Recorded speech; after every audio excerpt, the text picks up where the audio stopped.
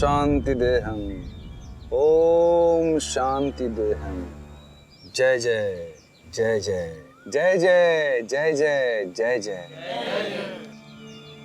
आज मैं आप सबके साथ जिस विषय पर चर्चा करने वाला हूं, वह विषय केवल विषय नहीं है, एक सत्य है। एक ऐसा सत्य जो समस्त मानव जाति के जीवन में ज्ञान का प्रकाश डाल सकता है। कल्पना कीजिए,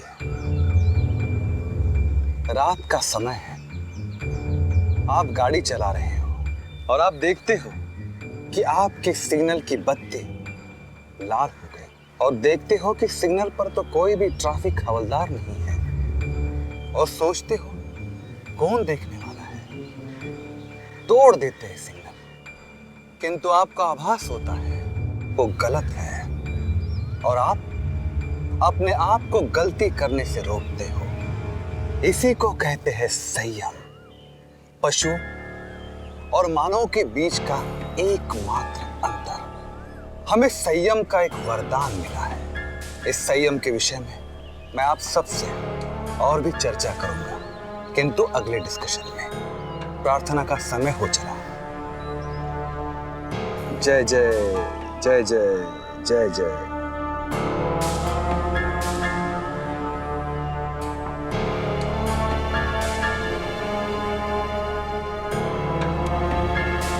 चलो।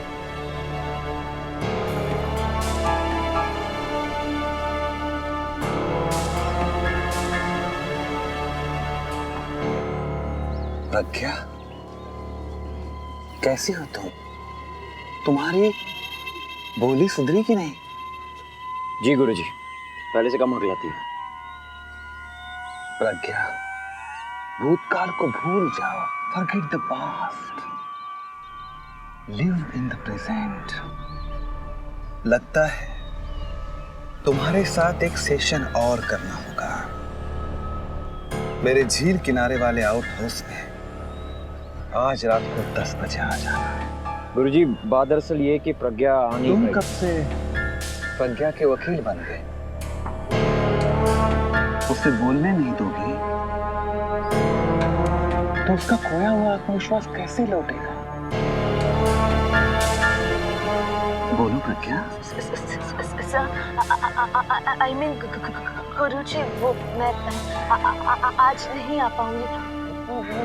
मेरी बहन आई है भोपाल से। ओह, रीचा आई है? जी। ये तो और भी अच्छी बात है। तुम दोनों बहनों के विवाद को मिटाने का इससे बड़ा अवसर मुझे नहीं मिलेगा। उसे भी अपने साथ ले आना। जय जय जय जय जय जय जय जय जय जय।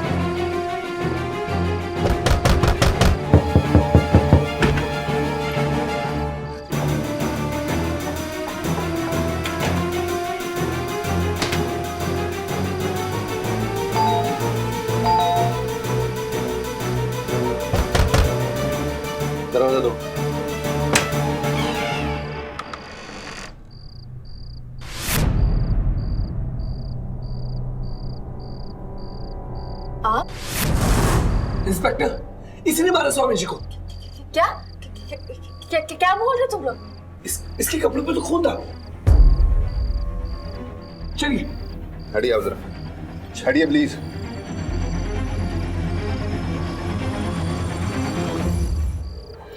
विक्रम, सावंत, पूरे घर की तलाशी लो। रीता, बेडरूम देखो।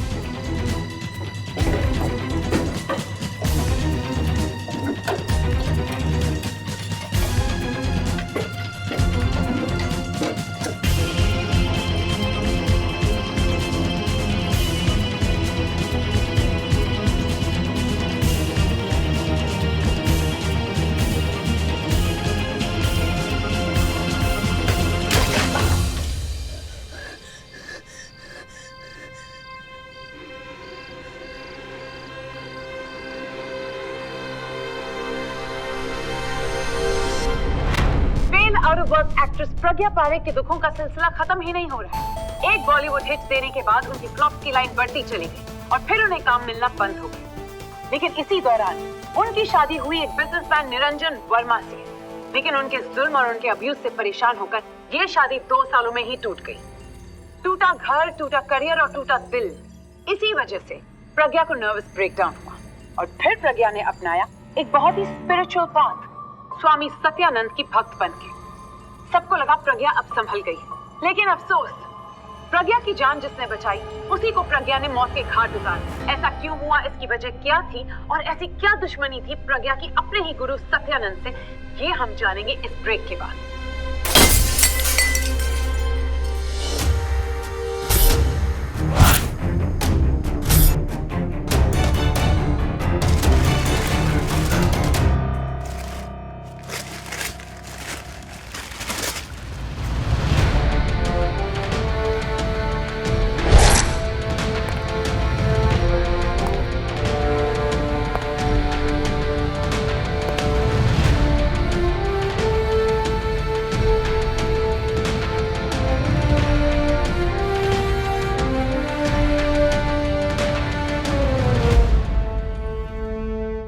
बेकसूर है सर, इनोसेंट है वो। काम डाउन प्रतीक। टेबल तोड़ दोगे तो कारपेंटर के सिवा और किसी का फायदा नहीं होने वाला। I'm sorry सर, लेकिन प्रज्ञा को लेकर मैं बहुत ही इमोशनल और पॉजिटिव हो जाता हूँ। कॉलेज के दिनों में अगर उसे कोई गलत नजर से भी देख लेता था तो मैं और यहाँ मैं कुछ नहीं कर पा रहा हूँ, कुछ भी नहीं कर पा रहा हूँ। ये तो मुझे बताओ प्रतीक कि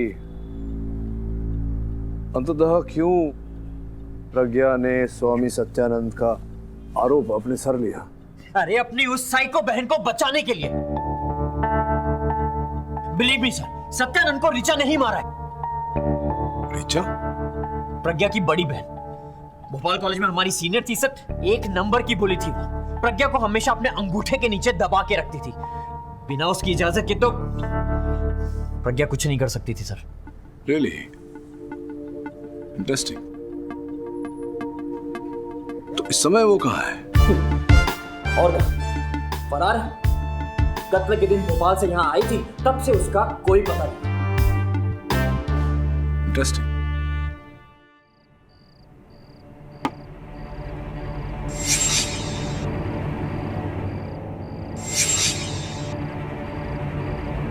प्रज्ञा, तुम क्यों शहीद होना चाहती हो? बंद करो ये सब। बताओ मिस्टर पाठक को कि तुमने सत्यानंद को नहीं मारा है। मैं नहीं मारा है। तुमने मारा? कैसे? नेल गन से हमला करके।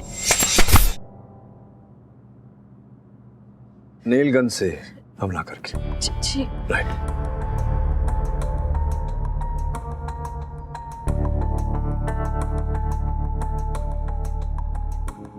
ऐसा ही था नेल गन? जी। लीजिए लीजिए लीजिए।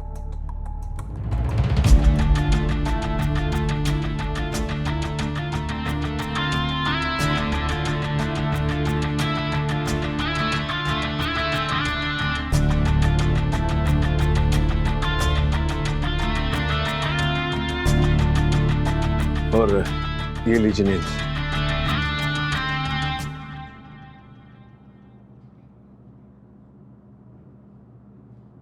अब जरा भरिए इनमें।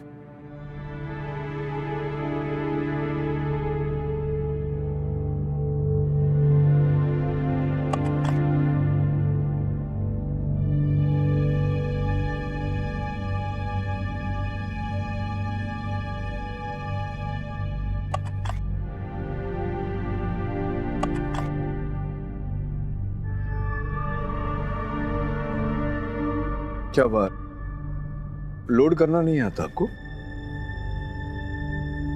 केडी, हार्डवेयर वाला भी तो कीलें लोड करके दे सकता है ना? राइट राठौर, कीले तो हार्डवेयर वाला भी लोड करके दे सकता है। तो चलिए ये समझ लेते हैं कि मैं हार्डवेयर वाला हूं और मैंने ये कीले को लोड करके दी। अब चलाइए, मुझ पर चलाइए। सर आपके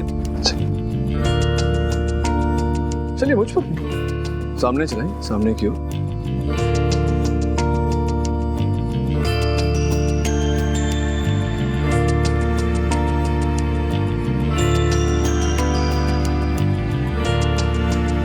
संभाल के ऐसे अगर चल गया तो कीला आप ही को लग जाएगा। आइए मुझे दे दीजिए। Thank you.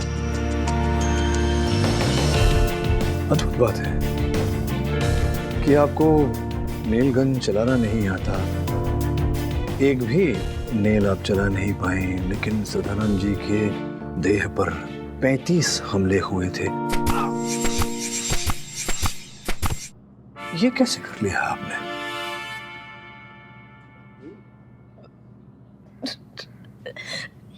ऋचा दीदी ने कुछ नहीं किया।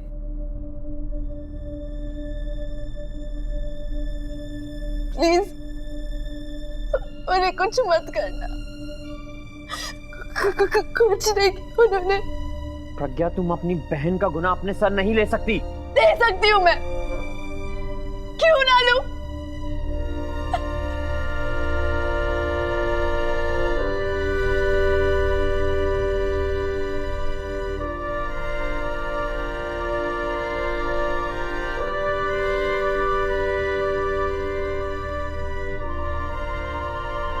सुनो राठौर, इनकी बहन ऋचा को ढूंढना पड़ेगा। अब एक बहन को बचाना है तो दूसरी को तो ढूंढना ही पड़ेगा। दुआ करो मिल जाए। मिल जाएगी।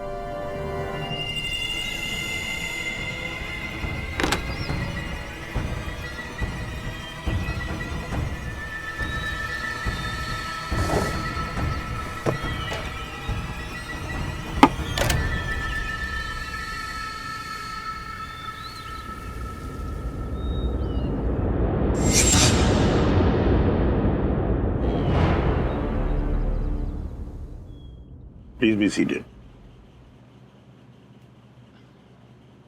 कार्रवाई शुरू की जाए। योर ऑनर, वैसे तो एज अ प्रोसिक्यूटर सबसे पहले मुझे केस बयां करना चाहिए, लेकिन सोचा कि मुझे भी थोड़ा चेंज मिलेगा। हर बार बैटिंग करके जीतने से बेटर है इस बार रन चेज करके देखते हैं कैसा लगता है। तो क्यों ना हम मिस्टर केडी पाठक को रिक्वेस्ट करें कि वो आपके सामने पहले अपना केस प्रेजेंट करें कि क्यों उन्हें लगता है कि उनकी मुवक्किल प्रज्ञा पारेख निर्दोष है। मिस्टर केडी पाठक। मिस कुठारे, सर्वप्रथम तो मैं आभारी हूं जो आपने मुझे ये सुनहरा अवसर प्रदान किया। द्वितीय बात यह है कि मैं पूरा प्रयास करूंगा कि आप जो रन चेज करने वाली हैं तो मैं बहुत बड़ी संख्या वहां स्कोर बोर्ड पर लगाऊं। अब आप खड़ी क्यों हैं? विराजिए।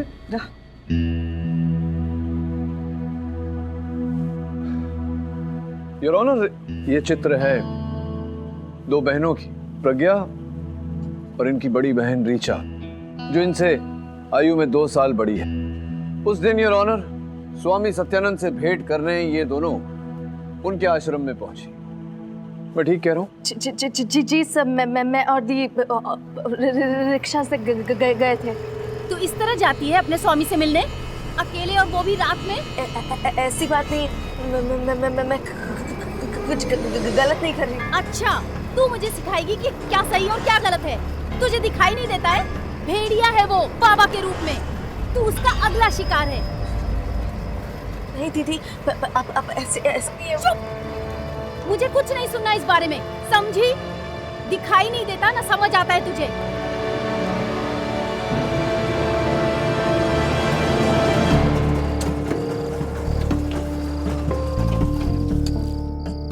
ये लो। 1000 का नोट? मैडम रिक्शा चलाते हैं, प्लेन नहीं। छुट्टा दीजिए। सुबह से लेकर रात तक तेरा इतना भी धंधा नहीं हुआ तो बंद कर दे धंधा, समझा? और जाकर भीख मांग। क्या बकवास कर रही हैं आप? दीदी आप ये क्या कर रही हो? भैया आगे एक पान का दुकान है, आप वहाँ चलो, मैं छुट्टा लेके आती हूँ। आप यहीं रुको, मैं छुट्टा लेके आती हूँ, ठीक है? चलो भैया, मैं आती हूँ।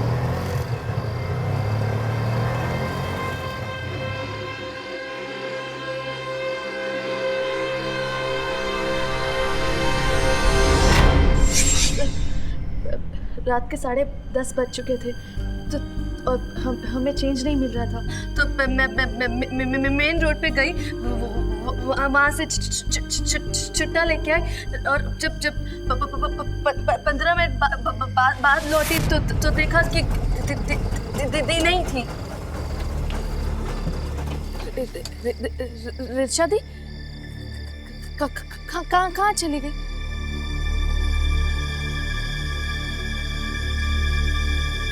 रिचा दी?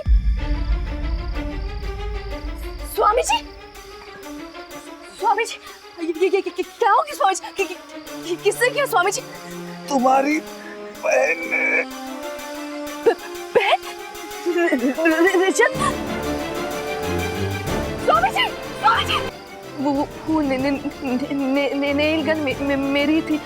मुझे लगा कि रिचा दीदी ने सब कुछ किया, इसलिए मैं वहाँ से उठाकर भाग गई।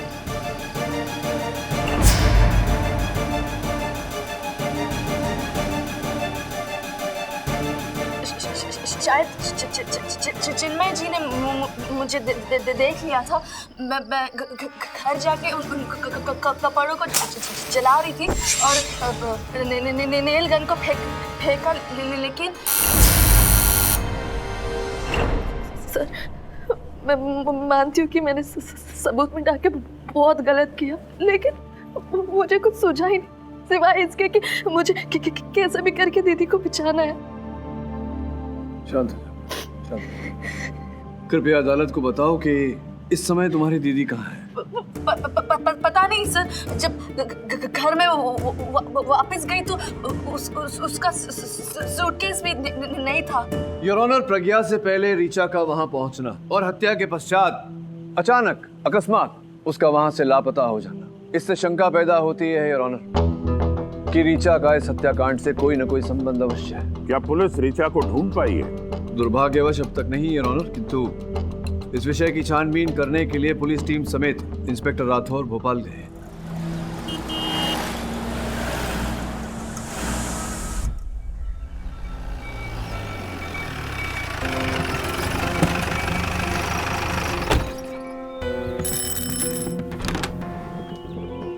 रिचा पारिक का घर यही है? मैं inspector Rathore, Mumbai crime branch. जी था, 1 साल पहले उन्होंने ये घर हमें बेच दिया। उनका कोई नया ठिकाना? नहीं पता, बस वो यही कह रही थी कि सब कुछ बेच बाच कर कहीं दूर जा रही हैं।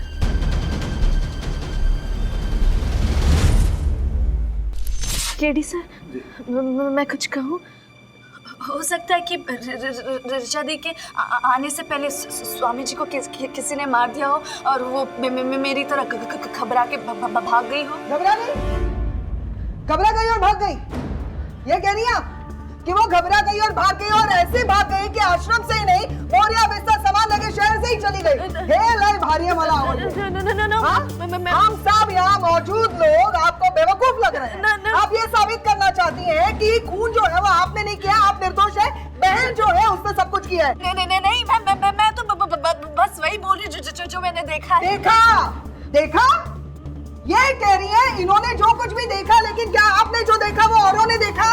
यही साबित करने के लिए मैं बुलाना चाहूंगी मेरे सबसे पहले चश्मदीद गवाह स्वामी सत्यानंद जी के चेले चिन्मय जी को। मैं स्वामी जी के आश्रम के बाहर ही था और वहां मैंने सिर्फ मिस प्रज्ञा को बाहर आते हुए देखा, इनकी बहन को नहीं। और जहां तक मुझे समझ में आता है कि वहां अकेले ही गई थी। No sir. अरे चिन्मय जी, आपसे पूछना चाहता हूँ, ये बात आप इतने विश्वास के साथ कैसे कह रहे हैं? क्योंकि सर मैं पूरे समय वहीं पर था, ठीक स्वामी जी के दरवाजे से 20 कदम की दूरी पर। अच्छा, स्वामी जी के द्वार से 20 कदम की दूरी पर। अरे मिस कोठारे, आपकी कुर्सी तो 4 कदम की दूरी पर है, आप विराजिए ना, क्यों कष्ट कर रही हैं? हाँ तो कहाँ थे आप? हाँ 20 कदम की दूरी पर बागीचे में, जहाँ मोबाइल नेटवर्क नहीं आता। वो क्या है, मेरी सहायिका कह रही थी मुझसे कि उन्होंने प्रयत्न किया था वहीं से मुझे फोन करने का, तो मोबाइल पर नेटवर्क ही नहीं आ रहा था।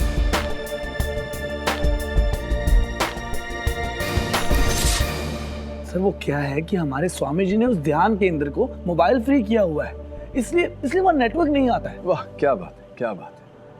तो आपका जो मोबाइल फोन है वो तो बहुत ही अनूठा और अनोखा होगा, क्योंकि आपके मोबाइल फोन में नेटवर्क आता है वहां जहां किसी के मोबाइल फोन पर नेटवर्क नहीं आता। मुझे कैसे पता? सोच रहे होंगे आप। ये देखिए, आपके मोबाइल फोन की सूची है मेरे पास, जो कहती है कि उस रात 9:55 से लेकर के पूरे 14 मिनट तक, 10:09 तक आप क्या दिल्ली का नंबर है, दिल्ली में किसी मित्र से वार्तालाप कर रहे थे। तो आपके मोबाइल फोन में नेटवर्क कैसे आ गया? वो एक्चुअली मैं उस दौरान बगीचे के दूसरे कोने में जाकर बात कर रहा था। नहीं, दूसरी तरफ मतलब कहाँ? साइड में, थोड़ा बगीचे से आगे जाकर। थोड़ा बगीचे से आगे जाकर मतलब बगीचे से दूर जाकर? हाँ वहाँ नेटवर्क, मतलब वहां नहीं थे आप, बगीचे में नहीं थे, गुरुजी के द्वार के 20 कदम पर आप नहीं थे, जिसका अर्थ यह होता है कि तो 14 मिनट आप नहीं थे, आपने देखा नहीं कि कौन आया कौन गया। संभव है कि इस समय में रीचा अंदर गई हो और आपके लौटने से पहले ही वो वहां से बाहर निकल गई हो। संभव है या नहीं? संभव है या नहीं? हो सकता है। हो सकता है। और क्षमा चाहता हूं, आपसे ऊंचे स्वर में बात किया। मिस्टर केडी पाठक को और सबूत चाहिए ये जानने के लिए कि प्रज्ञा अकेली गई थी या नहीं। तो आपको नाराज नहीं करेंगे मिस्टर पाठक, मैं सबूत देती हूं आपको। योर ऑनर, मेरे पास एक और अहम गवाह है जो ये बात साबित कर सकता है कि प्रज्ञा वहां पर अकेली थी। बुलाना चाहूंगी, इजाजत चाहिए। इजाजत है। योर ऑनर, ये रामाधीर यादव हैं और ये रिक्शा चलाते हैं। इन्होंने ही इन दोनों बहनों को उस रात आश्रम छोड़ा था अपनी रिक्शा में। आप पहचानती है इन्हें? गौर से देखिए।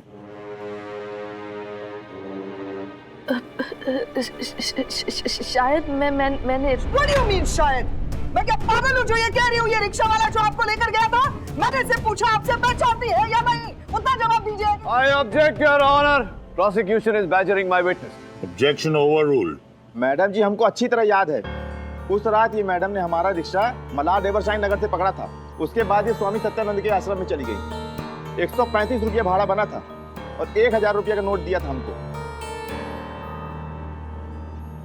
रामाधीर, तुम्हारी याददाश्त तो बहुत अच्छी है। चलिए, अब इसी अच्छी याददाश्त के सहारे आप मुझे बताइए कि ये मैडम जो है, ये सामने खड़ी है, इनका नाम है प्रज्ञा, जो आपकी रिक्शा में बैठी थी, उस रात इनके साथ रिक्शा में और कौन था? कोई नहीं था। रामाधीर, ऐसे बिना सोचे समझे मत बोलो, ध्यान से देखो। मैडम ये अकेली थी, कोई भी नहीं था। नो सर, ये झूठ बोल रहे। ये किसी के साथ मिला? मैं अकेले नहीं थी, दीदी थी मेरे साथ। मैं सच बोल रही हूँ। झूठ हम नहीं, झूठ आप बोल रही हैं मैडम। मैडम ये बिल्कुल अकेली थी और रास्ते भर मन ही मन में अपने आप से पता नहीं कुछ भी बतियाती जा रही थी।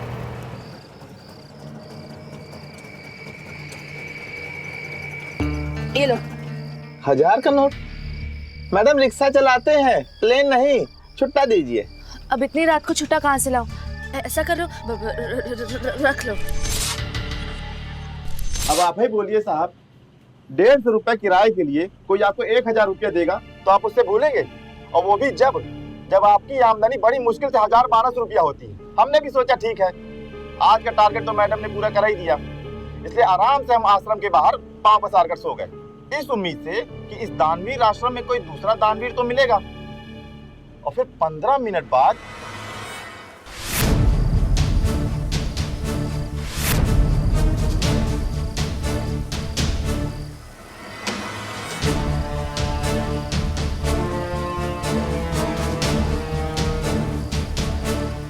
मैडम, खून खून खून।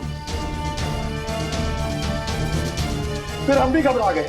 हम तो वहां तक तुरंत सड़क लिए, लेकिन आपसे फिर कहेंगे उस रात ये बिल्कुल अकेली थी, इनके साथ में कोई नहीं था। नो सर, मैं अकेले नहीं थी, रिचा दीदी भी थी, मैं अकेले नहीं थी सर। एक मिनट। ये आप स्वयं अपनी मर्जी से यहाँ आए हैं कथन देने या किसी के कहने पर यहाँ? जी, जो वहाँ बैठे हैं ना वो चिन्मय जी। हाँ जी, उन्होंने हमारे रिक्शा का नंबर नोट कर लिया और उन्होंने ही हमें ढूंढा और फिर बोले अदालत में जाके गवाही देने को।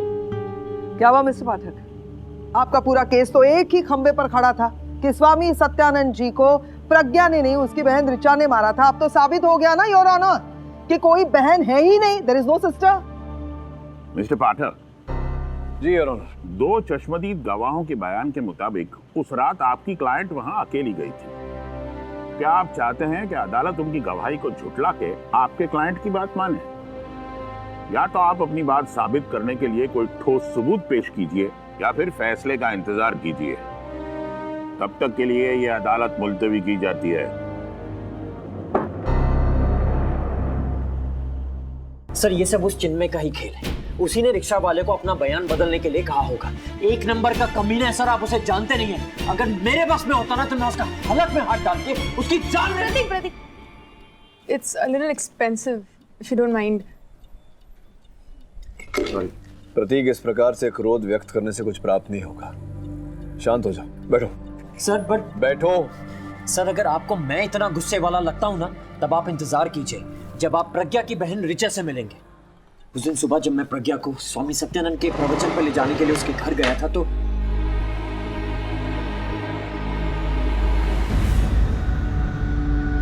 प्रज्ञा, तुझे बिल्कुल अकल नहीं है, तू हर किसी पर बिलीव कर लेती है। दुनियादारी क्या होती है तुझे मैं कैसे समझाऊं? अरे सुन तो मेरी बात। क्या हो रहा है? उस बाबा के पता नहीं, मैं तो किचन में काम कर रही थी, अचानक इतनी आवाजें आने लगी। मैं नहा के निकली तो बाप रे इतनी आवाजें। ऐसी बात नहीं, मैं कुछ गलत नहीं कर रही। चुप, एकदम चुप, डफर कहीं की। वो भेड़िया तेरा फायदा उठा रहा है और तुझे मजा आ रहा है। नहीं दीदी, ऐसी बात नहीं है। वो चुप, नहीं सुनेगी तू। मैं तेरी बड़ी बहन हूँ, तुझे समझ नहीं आ रहा, एक लपड़ मारूंगी। सर ऋचा 1 नंबर की साइको है, वो कुछ भी कर सकती है। नहीं, एक बात समझाओ। जहाँ तक मेरी जानकारी है, ऋचा कभी स्वामी सत्यानंद जी से मिली ही नहीं, दोनों की भेंट कभी हुई नहीं। फिर दोनों के बीच कैसा क्लेश? सर एक्चुअली अगर ये ऋचा मिल जाए ना एक बार, ये पूरा केस सुलझ जाएगा।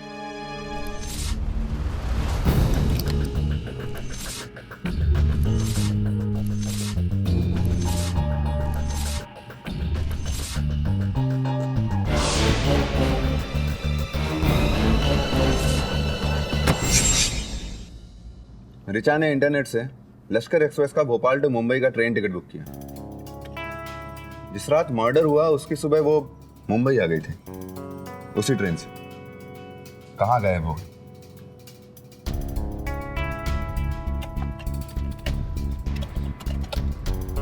फेसबुक, सोशल मीडिया सब बंद। घर उसी कोई दोस्त, कोई फैमिली? फैमिली में तो 2 ही बहनें थी, लेकिन यहाँ से 50 किलोमीटर दूर रायसेन में उसकी एक सहेली का पता मिला है।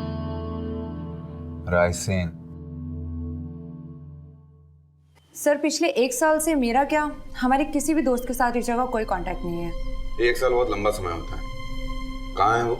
जी अपनी लाइफ से परेशान होकर उसने बुद्धिज्म अपना लिया था और नया नाम और नया धर्म लेकर वो नेपाल चली गई नई लाइफ की शुरुआत करने।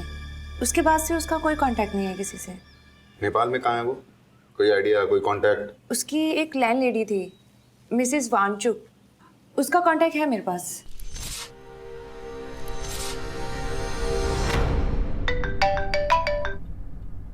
केडी पाठक, पुलिस से कहिए मुझे ढूंढना बंद करे। मिस्टर पाठक, मैं किसी के हाथ नहीं आने वाली। कौन? ऋचा? हाँ, मैं ऋचा बोल रही हूँ। और इस नंबर को ट्रेस करने की फिजूल गलती मत करना। मैं इस सिम को फेंक दूंगी। मेरी बहन बेकसूर है और मैं भी। देखो ऋचा, ये जानकारी मुझे फोन पर देकर कोई लाभ नहीं होने वाला। मुझे लगता है तुम्हें पुलिस से... नहीं, पुलिस मेरा यकीन नहीं करेगी। उल्टा वो मुझे भी प्रज्ञा के साथ जेल में डाल देगी। और अगर मेरी बहन को कुछ हुआ तो मैं... ऋचा, देखो, इस तरह उत्तेजित होने से कोई लाभ नहीं होगा। तुम सामने आओ। तुम्हारी गवाही तुम्हारी बहन की जिंदगी बचा सकती है। समझ रही हो तुम? मेरी गवाही? तो सुनो, वर्सोवा में चिन्मय का फ्लैट है। वहाँ एक लाल डायरी मिलेगी आपको। उसमें चिन्मय के खिलाफ सारे सबूत हैं। हाँ, लेकिन ये बात तुम कैसे जान... ऋचा? देखा सर, देखा आपने? मैंने कहा था ना, चिन्मय ही है वो। उसी ने प्रज्ञा को फंसाया। Yes sir. हाय, चिन्मय भैया है? बहुत गर्मी है, थोड़ा पानी दे देगी प्लीज? वो तो बाहर है, लेकिन मैडम आप कौन? तूने पहचाना नहीं मुझे? रमोना, आगरा की कजिन उनकी। अच्छा छोड़, जाने दे, थोड़ा पानी दे दे प्लीज। जी।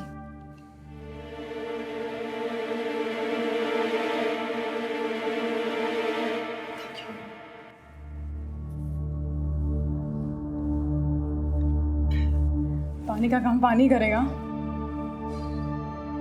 हो गया तेरा? हाँ जी, बस मैं अभी निकलने वाली थी अगले घर। हाँ तो जा, नो प्रॉब्लम। भैया आ जाएंगे, मैं हूँ यहाँ पे। जी ठीक है।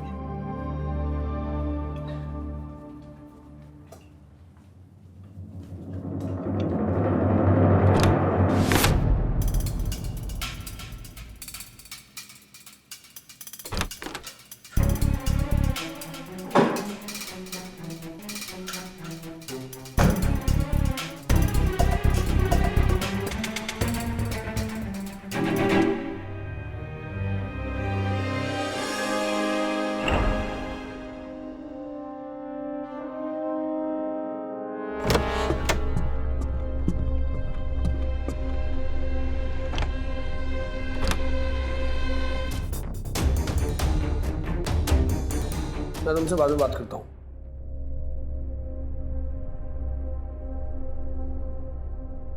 अधीरा? Yes sir. मिल गया वो जो मैं तुमसे कह रहा था, 1947 का जो केस था। Excuse me. So are you fine? Yeah, I'm fine. लेकिन तुम फाइन नहीं रहोगी अगर इन्वेस्टिगेशन करने गई और इतना स्ट्रॉन्ग परफ्यूम।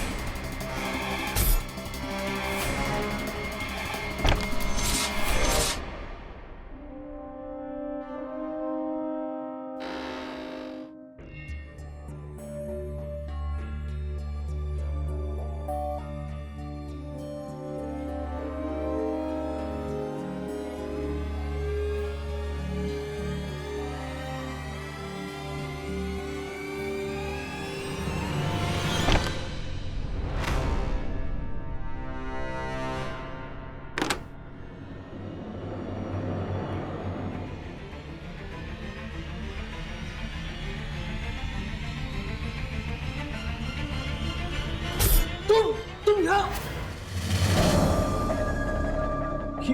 ये डायरी तुम्हारे पास? इसे मुझे दो इसे मुझे।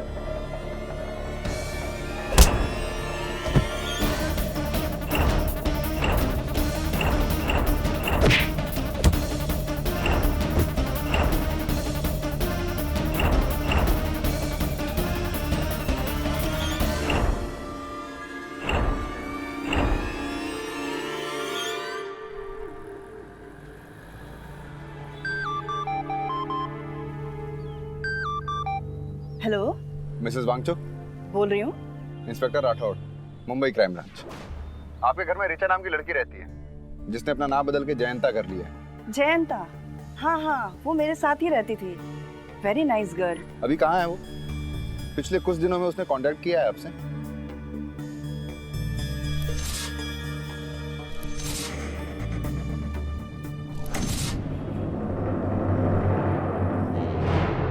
योर ऑनर, ये लाल पुस्तक मेरी सहायिका ने स्वर्गीय श्री सत्यानंद जी के चेले चिन्मय जी के घर से प्राप्त की। इसमें सत्यानंद जी के हाथों लिखी उनके स्विस बैंक अकाउंट्स का काला चिट्ठा है। योर ऑनर, योर ऑनर, इस पुस्तक से यह स्पष्ट होता है कि सत्यानंद जी केवल मोक्ष की राह पर नहीं, मोह की राह पर भी चल रहे थे और उनके साथ कई शक्तिशाली राजनेता और उद्योगपति भी जुड़े थे। ओके ना, stop mister Pathak, stop it. Sorry मैंने इस तरह से आपको कट किया, लेकिन मुझे पता है कि अगले 10 मिनट में आप क्या करने वाले हैं। क्या क्या क्या बताइए। ये जो स्वर्गीय स्वामी सत्यानंद जी का मर्डर केस चल रहा है ना, केडी पाठक इसको स्वामी सत्यानंद जी के करप्शन केस में तब्दील कर देंगे और कोर्ट के सामने कोई धांसू सा लाए भारी स्कैम लेकर आके कोर्ट को गुमराह करेंगे। लेकिन केडी पाठक, मैं ऐसा नहीं करने दूंगी आपको। पर आप विचलित क्यों हो रही है? इस डायरी में आपका नाम तो है। नाम होता तो भी केस से कनेक्टेड नहीं है ना। केस क्या है? ये दोनों बहनें रिचा और प्रज्ञा स्वामी सत्यानंद जी के आश्रम में एक साथ गई थी, लेकिन पिछली अदालत में क्या साबित किया मैंने कि देयर इज नो सिस्टर। बहन ही नहीं ना, यही रिचा दीदी थी मेरे साथ, थी। मैं अकेले नहीं थी sir. Relax miss Pragya, please calm down. Miss Smriti, आपको मिस रिचा का कुछ पता चला है? योर ऑनर, हमारे काबिल इंस्पेक्टर राठौड़ रिचा को ढूंढने में कामयाब हो गए। मुश्किल काम था, मुश्किल इसलिए था क्योंकि रिचा ने ना ही अपना देश बल्कि अपना नाम भी बदल दिया था, तो ढूंढने में थोड़ी इनको मुश्किल हो गई, लेकिन ढूंढ निकाला हमारे इंस्पेक्टर साहब ने। और रिचा, ये देखिए, ये है मिस रिचा। प्रज्ञा जी, क्या ये आपकी बहन है? हाँ, ये मेरी दी है, लेकिन वो कहाँ है? आई एम सॉरी, लेकिन अब जो भी है बस यही है। आई एम सॉरी, एक्चुअली हमें ये तस्वीर ऐसे दिखानी चाहिए थी।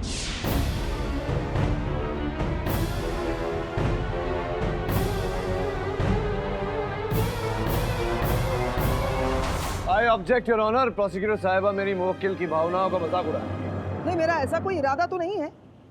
जो सच है वो बता रही हूँ मिस्टर केडी पाठक। जी हाँ योर ऑनर, 10 महीने पहले अन्नपूर्णा पहाड़ी के माउंटेन क्लाइंबिंग एक्सपेडिशन के दौरान मिस रिचा को गहरा फ्रॉस्ट बाइट हुआ था और इसी वजह से उन्हें काठमांडू के शंभुनाथ हॉस्पिटल में एडमिट भी किया गया था। 2 अगस्त 2015 को मिस रिचा की इसी फ्रॉस्ट बाइट की वजह से मौत हो गई। ये है उसका death certificate your honour. Miss Richa इस दुनिया में अब नहीं है, she is dead, DEAD, dead. No sir, दीदी मान नहीं सकते, वो मेरे साथ यकीन मानिए, वो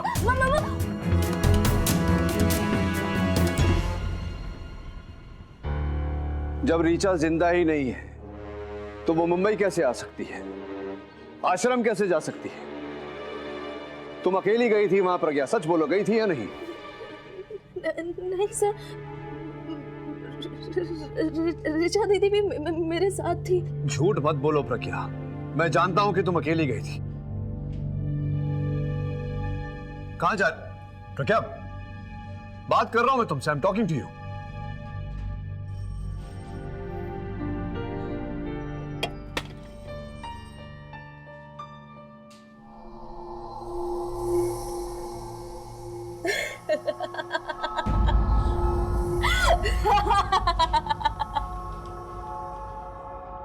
प्रज्ञा,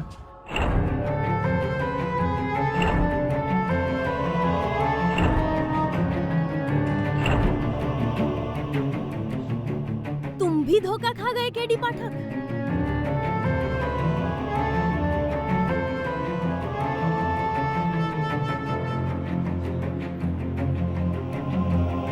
अचानक तुम्हें क्या हो गया प्रज्ञा? मैं प्रज्ञा नहीं, रिचा हूँ।